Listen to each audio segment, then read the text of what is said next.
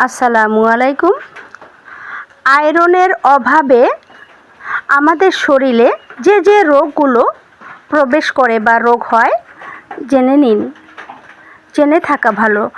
রক্তশূন্যতা বা অ্যানিমিয়া, মাথা ঘোরা ও মাথা ব্যথা করা, হাত পা ঠান্ডা হয়ে যাওয়া, মুখে ঘা ও চুল পড়ে যাওয়া, মনোযোগে ঘাটতি ও দুর্বলতা, রোগ প্রতিরোধ ক্ষমতা কমে যাওয়া, শিশুদের মানসিক বিকাশ ও দৈহিক বৃদ্ধিতেও ব্যাঘাত ঘটে এই আয়রনের অভাবে।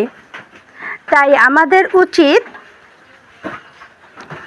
সবসময় আয়রনজনিত খাবার খাওয়া, যেমন কচুর লতি, কচু শাক, কচু জাতীয় জিনিস, কলিজা, যে কোনো কলিজা হতে পারে, এবং দুধ কলা।